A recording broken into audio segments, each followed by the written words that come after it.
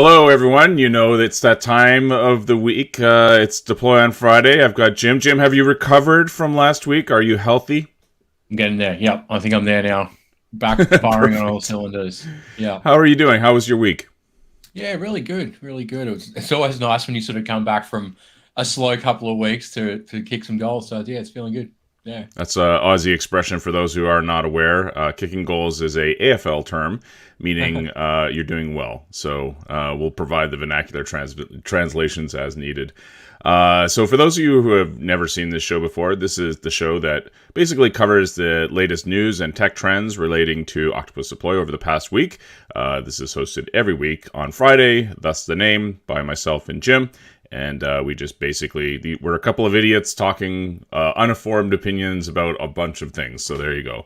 But let's get to the news of the week relating to Octopus. So we have a number of things that have been actually happening over the past week. It's actually been pretty exciting. Aside from all the engineering work that's been going on, obviously some of the stuff we can't speak to because it hasn't been shipped yet. But I know that you and I have both seen videos of sneak peeks, that sort of thing, around things that are coming, that are on our roadmap, for example, that are awesome. And I'm really excited by some of the things there. I'm sure you're working on a lot of great stuff too. Is that a fair assumption? That is a fair assumption. Yeah, I had some great calls with some customers this week about trying out some of the early release stuff that we're doing. I know. I hate doing this because you want to tell the world, but you're like, it's not ready yet. We can't tell anyone yet. So, it's not ready, I need but to make just myself be more patient. aware about exactly what we can talk about and what we can't. I don't even know. That's right. Well, I mean, if you really need to know, you can just go to our roadmap. And again, if you're not aware, it is available online. It's at roadmap.octopus.com. And I make the joke, this should be your homepage, but, we've got a bunch of things under consideration. We've got a bunch of things that are planned, and we have a bunch of things that are released. And these are cards. This is using product board underneath the covers. So you can go into one of these things and you can vote what you think are the most important things relative to your workflow. So if you see something on here that is like awesome and super important, you can mark it as critical. In addition to that, you can also submit your own ideas. So by clicking on this button in the top right hand corner, you can go, and this will go straight to the product team, and you can let them know what you think. So make sure you check that out. That's again at roadmap.octopus.com. Anyways, let's get on with the news. We've got a bunch of stuff that we've been publishing, namely around customer stories.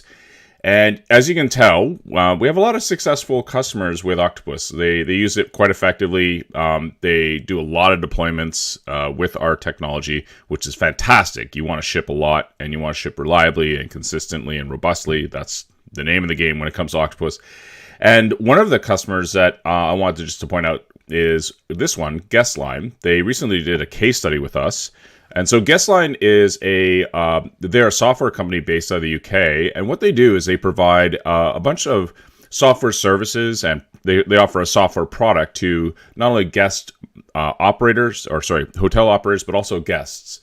So if you're visiting a hotel that they support, the staff that are there are utilizing software supported by Guestline, as well as the POS system or the system you see on TV or tablets is all driven by Guestline software. And the reason why I mention this is because earlier today we had a webinar with them. So this is Matthew Ford from Guestline talking to us about how they use Octopus for doing deployments with, how they do deployments with Octopus. So specifically, they talked a lot about tenants and how they leverage tenants, because they're the sort of quintessential example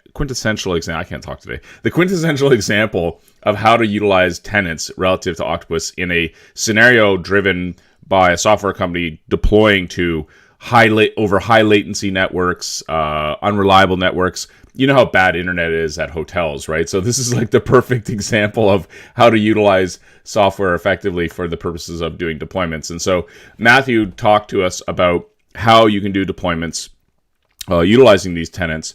And he basically went through how they do it at Guestline. And so it's a perfect sort of ancillary thing to our case study, talking about, what a typical deployment process looks like. For example, we went in detail about what the what tenants look like and how they work, and we talk a lot about them. We answered a lot of questions as well during the webinar. Anyway, suffice it to say, you'll find this now up on our YouTube channel. We've just published this webinar, and yeah, you can. I'm literally looking the same because it was like a few hours ago. So I got up at 4 a.m. to do this webinar because we want to do it right by the US and UK customers. But yeah, this is now available. You can check it out, and it's up on our YouTube channel, which is awesome. Yeah, I really appreciate it, Matthew. We were talking to him yesterday too about the early access release of we've done some work to make communications and technical more resilient over unreliable networks. Yes. So he's getting involved to try that out too, because like you said, it's a perfect environment for exactly the kind of environment you'd face those challenges in. Yeah, he was talking about how they have targets running Windows 7. They have targets that go down for long periods of time. They also have only certain windows that they can upgrade. So running a hotel, the busiest times are obviously around mealtime, so breakfast, lunch, dinner. So they are the sort of perfect example of how to do deployments in a I guess high contention, high latency sort of environment, etc. So if you want to find out more, you can check out our case study, which is now available up on our site. And they talk a lot about their CI/CD pipeline, for example. And yeah, talking about Windows servers and deploying to SQL Server, etc. So it's awesome stuff. And our video is now available up on YouTube, which is fantastic. Moving right along to our blog, Isaac wrote about a new feature we're adding to Octopus called execution timeouts. So this is complementary to anything that is revolving around deployment processes. So step retries was something that we added recently. So step retries we added a few months ago. And this basically, we did a video about this, and we talked a little bit about how this works. So step retries allow you to basically provide a recovery mechanism for failed step execution. So in particular, actions. So if a step fails, and this can be for a variety of reasons. Like, for example, your guest line, you're talking to a remote hotel and the internet goes down for whatever reason. God forbid internet goes down at a hotel. A retry step will allow you to obviously retry for a number of times and then fail depending upon that. Execution timeouts complement this, which is a new feature that we've just blogged about.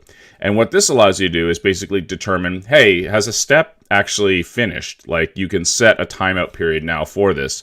And this is great if you have long-standing or long-running step actions. And so some examples we cite are like Azure FTP connections or CloudFormation updates, etc. Anything that's long-running that can last for a long period of time has the potential to hang. And so we want to be able to mitigate this by setting what's called a time limit or an execution timeout. And you can do this inside your step configuration. So we show some examples here. So after 3 minutes, this is on the individual step, you can now specify the number of minutes you wish to wait before actually saying, okay, this has clearly failed. And so this is a new feature we're adding to Octopus, and we've just blogged about it now. There are some conditions relative to this. So in particular, there are some steps that you cannot run execution timeouts, and the reason why is nuanced. But basically, sending an email is it's hard to recover from SMTP. So sending an email is a bit gnarly. Manual intervention, obviously, that involves a human. You don't know when they're gonna either approve or decline something. Health checks are tricky. Deploy, release, Kubernetes steps, etc. There are specific things for Kubernetes that we have support for, but these are the cases where execution timeouts are not supported. However, everything else, you'll now see this available as an option inside of your deployment process, which is kind of cool. What do you think about this? I think it's great. Deployments is such a distributed operation, right? Not only is Octopus itself distributed, but it's often dealing with other distributed systems. And it's just, at some point, things are retrying and trying and trying for so long to all be reliable that you just got to call it a day, right? Yep, exactly.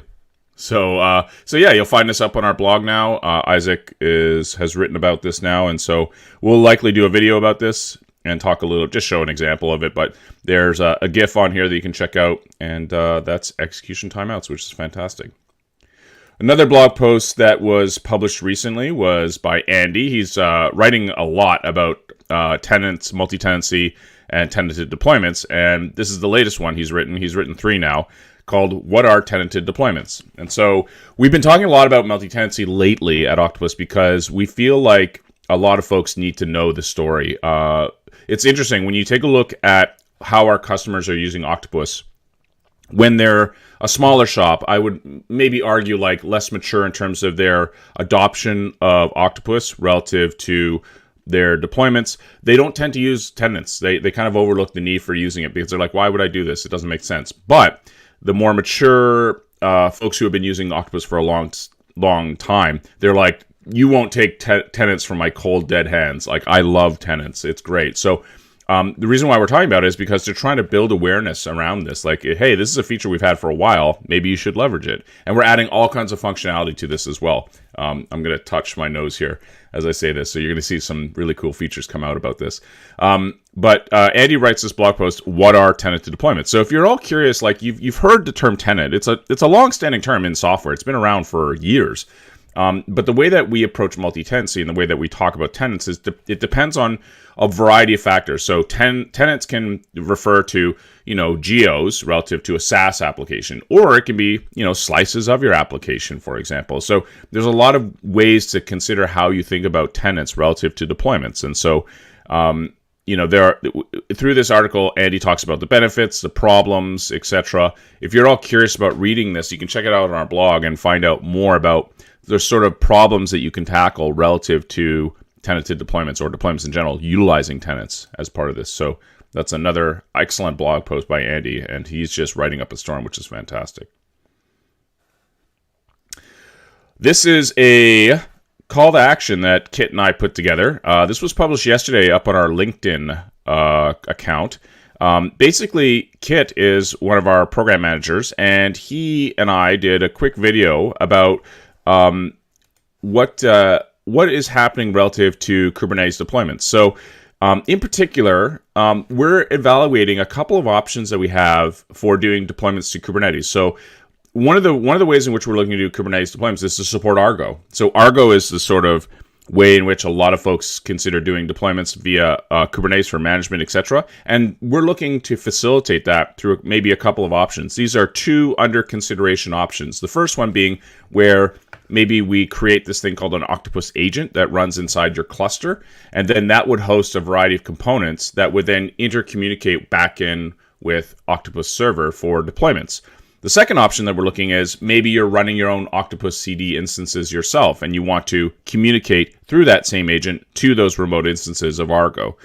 These are two different options, and we're considering both. And so this is a post that we made up on LinkedIn to say, hey, we need your feedback. So in particular, we have under our roadmap here, I'll show you, under the consideration tab, these two top items here, Octopus Agent for Kubernetes resource monitoring and deployments, and then Argo CD plus Octopus Agent for Kubernetes resource monitoring and deployments. So these two options are what we are looking at. And what Kit is asking the community is, hey, which one do you think matters to you and why? And does this make sense relative to your deployments? So, obviously we're big fans of supporting technology that's available out there, that's popular, and Argo is certainly in that camp. And so this is a call to action for the community to let us know. So vote with these options down here, or ping Kit directly and let him know. Set up a call. We're happy to chat over Zoom. Let us know what you think is going to work for you for your Kubernetes deployments to your clusters, and we're happy to have that chat. Yeah, those guys are almost like they're right on the cutting edge of Yes. what people can and want to do with complex deployments in complex environments with tenants and all of that sort of stuff while using Kubernetes. It's really exciting stuff. I can't wait to see what comes out of that. Yeah, it's good. We've been having a lot of great conversations at events like KubeCon. We'll be at KubeCon North America later this year. We were at KubeCon Europe. We were having great conversations with folks there. A lot of people hadn't heard of us. That's okay. We're slow. It's a slow burn basically, but we're trying to convince people like, hey, we do more than just one. We're not a one-trick sort of pony. We do a variety of different target types, a variety of environments. Our model is what stands us out. This fact that we have channels and life cycles and projects and spaces and tenants and all this other great stuff. And then the deployment targets and the processes are almost an aside aspect of it, but it's really the model that's the powerful aspect of it. So anyways, Kit's looking for your feedback. Let us know and go onto our roadmap and vote if you can. So again, if you haven't heard of Argo, you can go check it out there and find out more about it. It's actually pretty cool. HTMX This is going to replace all your React code there, Jim. So you don't have to learn React anymore. So HTMX, it's about a year and a half old. It came out, I think, during DjangoConf, and it's basically it's a movement afoot to try and get us back to the original premise of what React promised. So when React first was shipped by the folks over at Facebook, a lot of people were obviously cognizant to the fact that this is a framework that allows you to focus on the V of MVC, the view. But then it evolved, and then it basically morphed, and so the MVC relating to React, they started to adopt the sort of component aspect of it, so it became more than just the V. It became the C, etc. There's a bunch of other things as well. And so what HTMX is trying to do is trying to basically provide you a means of doing a similar types of view transitions, etc., that are largely popularized by React and other things. There's also a spec associated with view transitions that's coming. But HTMX is basically giving you access, as it says here, to AJAX, CSS transitions, WebSockets, server-sent events, etc., directly in HTML using attributes, running on the server, and is dependency-free, extensible, and only 14K. And so this is a strong competitor to React. And the reason why I mention this is because they've recently joined the GitHub Accelerator program. So HTMX is not new, but the fact that they've recently joined GitHub Accelerator is. And so I think this is great. There's going to be a lot of work being done towards HTMX2, and you can see there are already some very prominent and highly public organizations and startups, etc., that are utilizing it, the accelerator, that is. And so being part of this, I think, is going to help ensure their success. So I'm a huge fan of this announcement, and I think HTMX is certainly an interesting project to keep track of. Needs more TypeScript. Needs more TypeScript, that's right. That's right. Yeah. Interesting. So we don't use HTMX. We use React for our UI. I know that the web teams, the UI team's fans of React, but this is definitely a strong alternative. And I understand where they're coming from, though. Like, React's a great view engine. It's always needed something else added to it to sort of be, But it's those the M and the MVC. The M and the C have sort of slowly bled in over the years. I know. I mean, look, React took us in some ways kicking and screaming to a good model, but I think what HTMX is trying to do is get us back to the model that was espoused back in 2004, which is far simpler than what it is today. Mm-hmm. So I think that's a good thing. Anyways, moving on with the news. So 17.7, I know you're a Rider user, so you can just, ignore this. But if you're utilizing Visual Studio 2022, 17.7 is available. And in addition to all the new features that they've added, 17.8 preview is also available, by the way, incidentally. But this is a blog post that highlighted some of the performance improvements, namely around things like F5, the light bulb feature, which is that thing that everyone ignores in Visual Studio, gives you like fixed formatting features, etc. Memory consumption for the spell checker, IntelliSense into optimization. The dependencies tree, which I didn't think was a problem inside of VS 2022, but I use this feature a lot. The dependencies tree allows you to basically navigate within your dependencies, your assemblies that are bound into your project if you're using .NET, obviously. So these and other features around performance have gotten a lot better, and so this blog post basically highlights those improvements. So if you're all curious as to what's shipped, because 17.7 is now available, in terms of performance, this blog post highlights those capabilities. So just thought I'd mention that in case you're at all curious. Our friends over at BuildKite have published this recent article. This is from Mel Kalfus, who's a developer advocate at BuildKite. BuildKite, good, strong Aussie company, just like us. So this is applying SRE principles, or SRE, I guess, if people want to call it that, principles to CI/CD.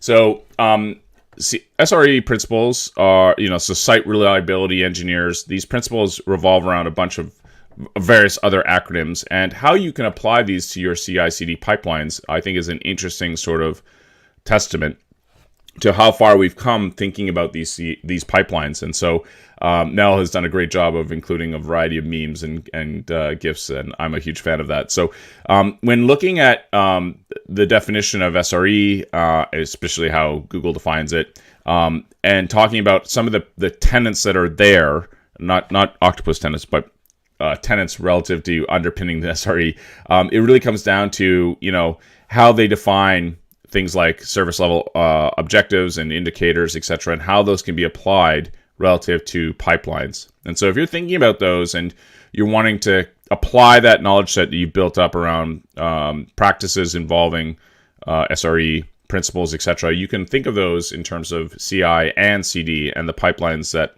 are applied within. So these are just like any other software project. You have to consider these things, right? Like, what is your performance relative to this? And I mean performance in terms of like reliability, uptime, etc. As you know well, Jim, pipelines can be really gnarly. I mean, we have some pretty gnarly pipelines ourselves at Octopus. So getting these to be stable, not only fast, but also robust is a challenge. And so you can look at this as a way of applying those practices when considering CI/CD. Yeah, and I'm not talking about our pipeline in particular, but I often have that image of a Rube Goldberg machine in my head when I'm deploying pipelines. Yep. There's definitely a lot of that. I like the fact that Mel has mentioned OpenTelemetry and some alternatives for observability and tracing and monitoring and data visualization.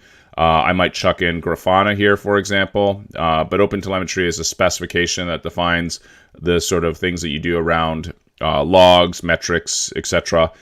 We support OpenTelemetry internally within Octopus itself, so it allows you to set up a correlation ID and then trace that through the system as well.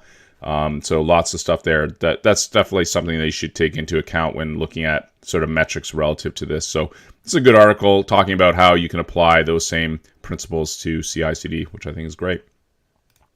Another article that I saw, this is from the folks over at Docker, and so they're obviously promoting containers. 5 benefits for a container-first approach to software development. This is pretty much the self-explanatory article. I agree with everything that's on here. The only thing I disagree with is the order. So they talk about how there are 5 cases to be made for using containers.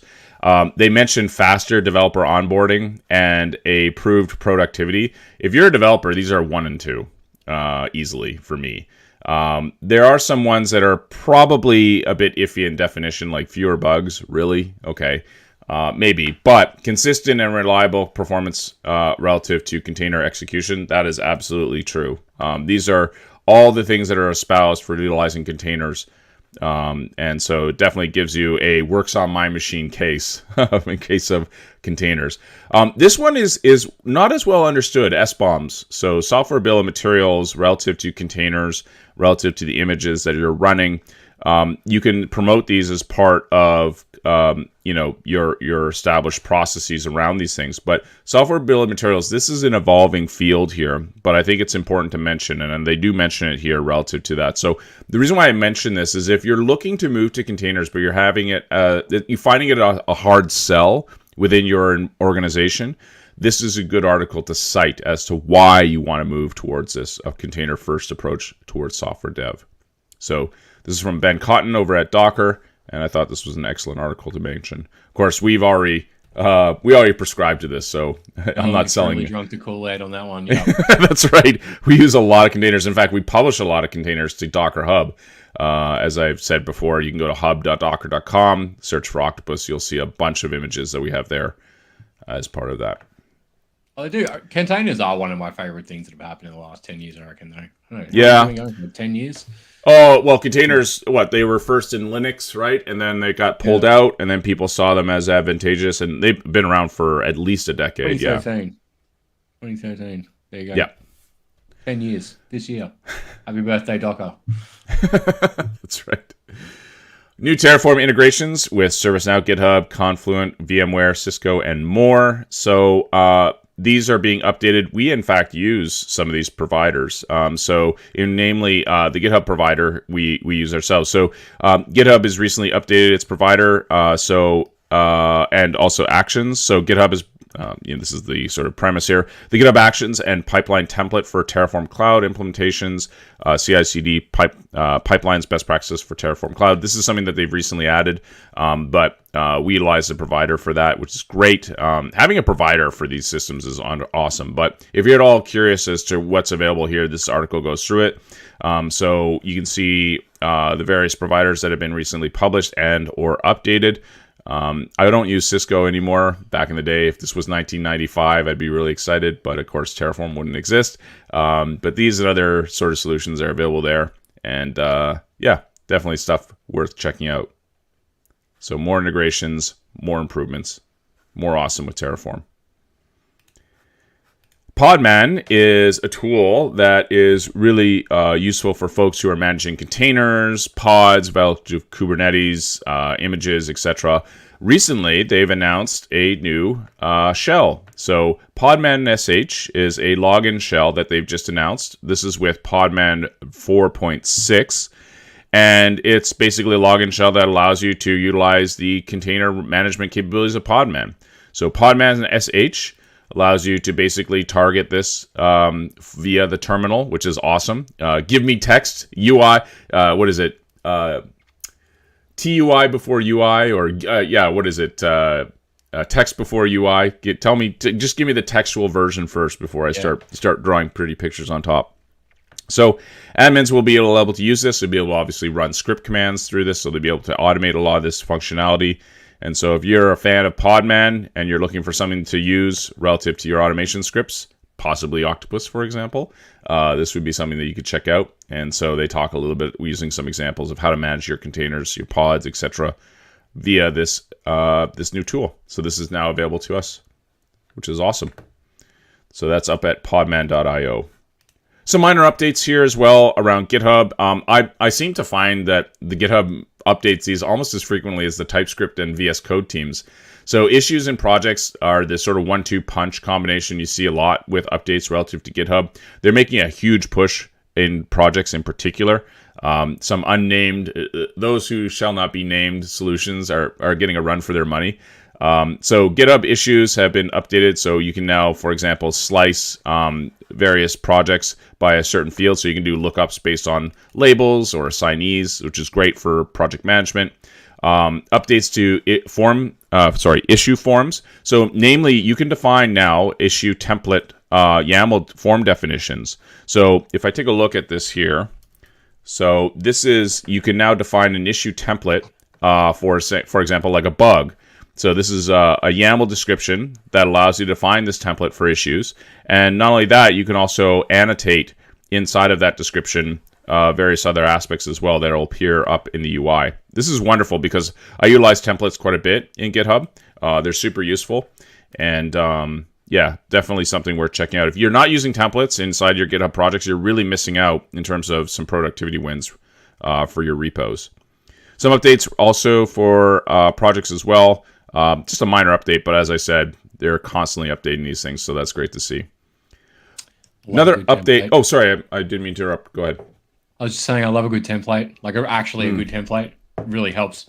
That's right. Yeah, we have templates across a number of our repos. They're really effective because they lay out the landscape, if you will, for new issues or other things like bugs, etc. You can delete the things that you may want to not include, etc. So it really does provide kind of like nice guardrails for submitting them. Secret scanning supports on-demand token validity checks. This is something that actually Octopus Deploy supports. So GitHub Advanced Security is a pluggable service for GitHub. So what this does is if you have an API key, for example, for your service, you can define the format for that API key and then tell GitHub about it so that when you have an inadvertent check-in where you accidentally push a change to, say, a public repo, and inside of that code change, that PR, you've got, say, for example, an API key inadvertently, it will automatically decline or delete that PR and notify you automatically that that has been compromised. And then it will also, if need be, revert or disable the API key automatically. So this is a pluggable platform that GitHub supports, and Octopus Deploy is a member. So we will actually detect if you accidentally leak an API key for Octopus to GitHub, and we will notify that. And so what this is a feature will allow you to do this on demand. So if we take a look at this will tell you whether or not this is still in place, but just looking at the screenshot here. So this is basically a screenshot of a service that you can say whether or not a secret is currently active or not, and you can do this on demand now. So you don't have to do a PR and see whether or not this is in effect. But basically, if I inadvertently submit an API key, for example, they use an example here like Adafruit.io, GitHub has confirmed that this secret is active, and so you can say you'll give you remediation steps, etc., if need be. So this is nice. I really like this, and I am a huge fan. I've only accidentally done this once in my career, where I've actually done this, and GitHub actually caught it, and it was a PAT. So I had a personal access token for GitHub that I accidentally put into a PR, and it immediately shut it down and disabled the PAT, which I thought was awesome. I immediately had that panic. When I got the email from GitHub, I had a panic sensation. I was like, oh my God, what did I do? And then I looked at my code change. And I was like, oh, I accidentally leaked the PAT, but it was fine. It was automatically revoked. So I like features like this. This is good. I was lucky enough to do it before they had that feature. Fantastic. Woo, what do I do now? Yes. Yeah. Awesome. How do I delete Git history? Wait. That's right. Good luck. Yeah. Yep. So our friends over at JetBrains are marching ahead with Space, which is their SaaS solution for project management collaboration relative to software development. I'm a fan of Space. I like it a lot. I think competition in this is badly needed in this space. Pardon the pun, but you know what I mean. So Space is their solution for doing this, and they published their roadmap. So they're adding a bunch of features to Space, primarily around how they do the workflow around issues, so issues and issue management around projects, etc. Integration with obviously their IDs. So you being a Rider fan, this might be something that you might be interested in. Of course, IntelliJ is going to get the #1 spot in this sort of priority list, but other IDs that they support, Goland, Rider, IntelliJ, for example, would certainly fall into this camp. Integration with external issue trackers as well. So Jira issues, for example, Jira being the sort of canonical example that people the solution that shall not be named, Jira, is kind of like used everywhere. They're going to offer also a similar integration with UTrack, which is their solution for feature requests that JetBrains provides. If you submit any issue related to a JetBrains product, you'll see UTrack everywhere for that. That's the solution that they built and have. So new roles and integration with TeamCity, etc., etc. So lots of features there that they're adding. Git hosting, code reviews, another capability as well. They talk about automation and CI/CD, talking about packages, issues, lots and lots of stuff there. So if you're at all curious at looking at their roadmap, you can go check it out. This was recently published around what's coming relative to Space. Have you had a chance to kick the tires with Space at all? No. Try and stay out of project management tools where I can. That's actually probably a smart idea. But yeah, Space and other projects I think are interesting. They're definitely something that is important. Yeah. I meant to include this earlier. HashiCorp Cloud Platform Vault Secrets extends Secret Sync to GitHub Actions. What this is if you ever use HashiCorp Cloud Platform, this is basically their hosted solution for a variety of capabilities, including Terraform and Vault, etc., etc. They've recently added a new capability that will automatically sync the secrets you have in Vault Secrets with GitHub Actions. And in fact, they provide a video that shows how this works. So here, you're inside of HCP.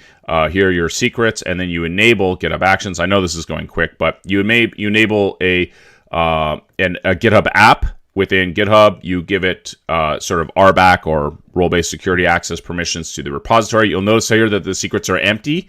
You go back, you say, I'm going to propagate or sync secrets that I have in Vault to GitHub. And then after you do a refresh, notice that they show up here. So this is synchronizing the credentials you have propagated in Vault Secrets up on HCP down to and with GitHub Actions, namely repository secrets and the like. So that's pretty cool because really having to replicate and manage these things is a nightmare. And rotate. Yep. Yep. Yep, fun stuff. And then, like, where did we propagate this? I don't remember. It's Yeah. everywhere. Who's got permission to propagate this new one? I know. Yes. So this is really, really nice. I think this one kind of flew under the radar. I didn't hear too many people talk about this, but I'm a huge fan of Vault, and being able to synchronize with something like GitHub, I think is awesome. So kudos to them. And then finally, we've got to wrap up with this, the YDD manifesto. Did you see this? No, I did not. YOLO-driven development. So you only launch once. So here we go. Yeah.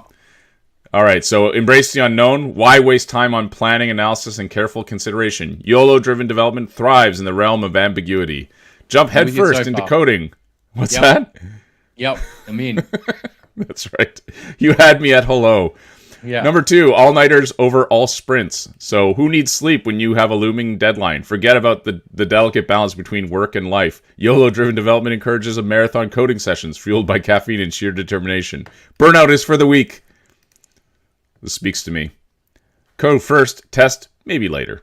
Testing? Pfft, that's so last century. YDD dictates that you write code like your life depends on it, and only consider testing when the application crashes in spectacular fashion. It's not a bug, it's a feature waiting to be discovered. I love it. Duct tape and WD-40 are your allies. This speaks to me as a dad and repairer of things in my household. Complex problems require ingenious solutions. In YDD, you'll master the art of duct tape programming and WD-40 debugging. For those of you who don't know what WD-40 is, this is a lubricant, a well-known lubricant in North America. Not so well-known in other parts of the world, but you think about like a silicone lubricant or something you use to, make sure that gears don't seize up, etc.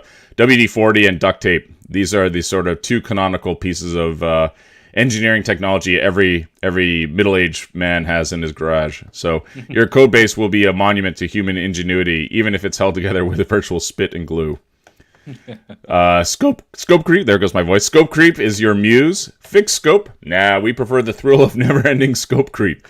YOLO-driven development invites you to chase after ever-evolving requirements. This sounds familiar, eh? Yeah. Who cares about deadlines when you can chase the elusive perfection that is perpetually just around the corner? No documentation, no problem. I love it. Who needs documentation when you have the power of intuition? YDD encourages you keep your genius solutions locked away in your head. After all, real developers don't read documentation. They conjure it up from thin air. And then collaboration, chaos, teamwork, sure, but let's kick it up a notch. In YDD, collaboration is an exercise in controlled chaos. Rally your teammates with the shared goal of adding more unpredictability to the mix. Assign tasks on a whim, switch roles randomly, and merge code without warning. The resulting blend of ideas and styles will surely keep everyone on their toes. And who knows, you might just stumble upon brilliance amidst the pandemonium. So YDD.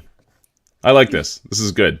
Yeah. It's an homage to the reality of what is software development and the processes within. We all like to speak to the fact that we're following a process and we're doing our best and we have systems, etc. But come on, you're not going to software development is an art. The unknown is real, right?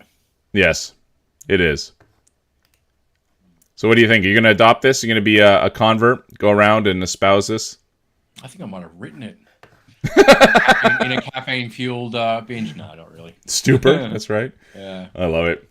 Awesome stuff. So that wraps up this edition of Deploy on Friday. Thanks again, Jim, for joining. It's good to see you healthy again. So it's glad to have you back, and it's good. And if you happen to see a news article or item that you'd like us to discuss, feel free to leave us a comment on wherever you're watching this, whether it's YouTube, etc.